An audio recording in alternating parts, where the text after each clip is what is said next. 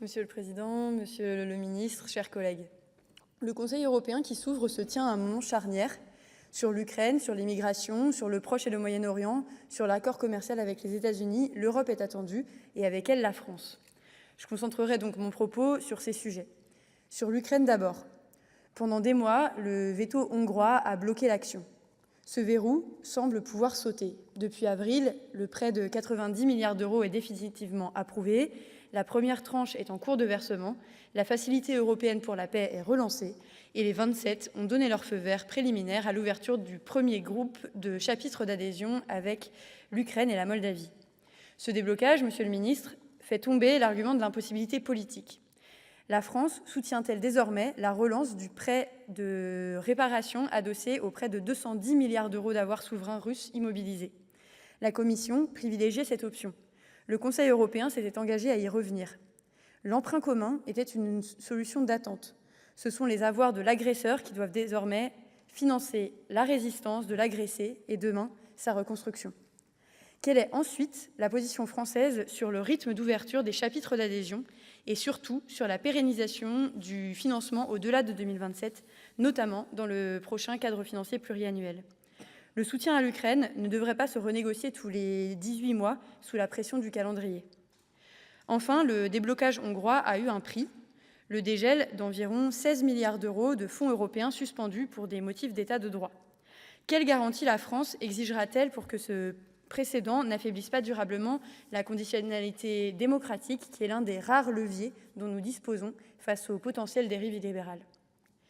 J'ajoute un mot sur la séquence diplomatique. À Londres, le 7 juin, les dirigeants de l'E3 et le président Zelensky ont appelé à un cessez-le-feu immédiat. Nous soutenons cette démarche, mais une question subsiste. Quelle place pour les Européens à la table des négociations? Nous sommes pourtant tous concernés. Et quelle garantie de sécurité concrète pour l'Ukraine?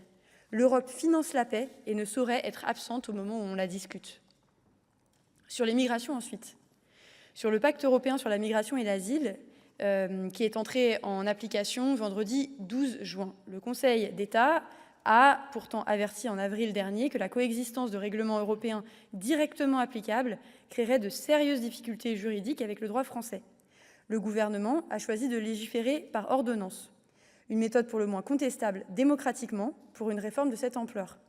Et les 66 millions d'euros inscrits au budget pour le second semestre paraissent bien modestes au regard des chantiers ouverts. Comment garantissez-vous, Monsieur le Ministre, la sécurité juridique des demandeurs d'asile comme des préfectures dans cette période de flottement?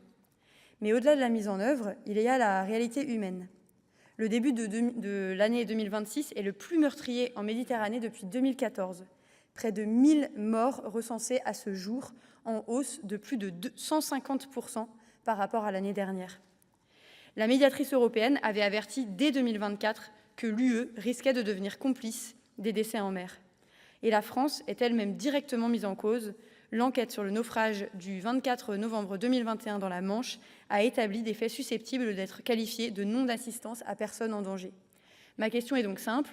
Au Conseil, la France soutiendrait-elle donc enfin un mécanisme européen de recherche et de sauvetage en mer et une clarification des responsabilités plutôt que la seule fuite en avant dans l'externalisation du contrôle de nos frontières? Sur le Proche et le Moyen-Orient, à Gaza, Israël a intensifié ses opérations ces dernières semaines. Le rapport de la haute représentante a constaté le non-respect de l'article 2 de l'accord d'association entre l'UE et Israël. Ce constat est sur la table depuis des mois et il reste pourtant sans la moindre suite opérationnelle. Lors de discussions au Mexique, Kaja Kallas a comparé la situation en Israël à celle de l'Afrique du Sud de l'époque de l'apartheid. Combien de temps encore l'Union peut-elle constater la violation de ses propres accords sans en tirer de conséquences? Combien de temps continuerez-vous à fermer les yeux? Nous demandons une suspension, au moins partielle, de cet accord et un engagement humanitaire massif articulé avec la reconstruction. Sur l'accord de Turnberry, enfin, coïncidence de calendrier, le Parlement européen vote la semaine prochaine sur la ratification de l'accord commercial avec les États-Unis, à quelques jours de l'ultimatum fixé par Washington au 4 juillet et au moment même où se réunit le Conseil. Ce dossier structurera la discussion sur les défis économiques mondiaux. Que prévoit cet accord? 15% de droits de douane sur les exportations européennes en contrepartie de la suppression des tarifs européens sur les biens industriels américains. Disons-le clairement, c'est un accord déséquilibré, négocié sous la menace, dont l'asymétrie même interroge ce que vaut aujourd'hui la souveraineté commerciale européenne. La France défendra-t-elle au Conseil une application stricte et automatique des clauses de sauvegarde dès le premier manquement américain? Et surtout, quelle stratégie l'Union oppose-t-elle, au-delà de ce texte, à la coercition commerciale érigée en méthode de négociation par Washington? Merci. Merci, Monsieur le Ministre. Merci, Monsieur le Président. Merci, Madame la sénatrice. Je vais essayer de répondre à la plupart de vos questions. Alors, sur l'Ukraine, les travaux continuent, vous le savez, sur la question des avoirs gelés. En l'occurrence, ce n'était pas tant un blocage hongrois à l'époque sur l'utilisation des avoirs gelés. D'ailleurs, la France avait dit qu'elle était ouverte à cette possibilité. On avait quand même pu aboutir, comme vous le savez, au prêt de 90 milliards d'euros. Il faut rappeler quand même que l'utilisation des avoirs gelés n'empêchait pas quand même des garanties de la part des États membres. Donc, le budget européen était quand même appelé dans les deux cas de figure, mais en tout cas, on continue effectivement les travaux sur cette question des avoirs gelés. Je rappelle aussi que nous les avons aussi immunisés du renouvellement tous les 6 mois, puisqu'ils sont désormais gelés jusqu'à ce que la Russie ait à payer des réparations. Sur la question du rythme d'ouverture des adhésions, alors là, il faut être très clair, nous, notre approche, c'est la logique des mérites propres. Et donc, en fonction des réformes, et donc, généralement, alors on a des experts qui sont envoyés aussi pour évaluer, pour aider les administrations des pays candidats à mettre en œuvre les réformes dans tous les domaines, mais on suivra aussi les recommandations de la Commission européenne, et donc c'est ce qu'on fera notamment dans les débats qui auront lieu dans les prochains mois sur l'ouverture des autres chapitres, des autres blocs de négociations, que ce soit pour l'Ukraine ou sur la Moldavie. Je voudrais quand même préciser que le déblocage des 16 milliards d'euros sont liés à des engagements de la part de la Hongrie sur l'état de droit. Et il faut être extrêmement clair là-dessus, et il ne faut pas mêler les sujets. Et on sera très vigilant, comme on l'a été par exemple sur la Pologne, autrefois aussi lors du déblocage de ces fonds pour le nouveau gouvernement, à ce que le gouvernement hongrois tienne ses engagements et donc s'engage dans la voie des réformes sur la question de l'état de droit, mais il n'y a pas d'instrumentalisation politique sur la question de ces fonds.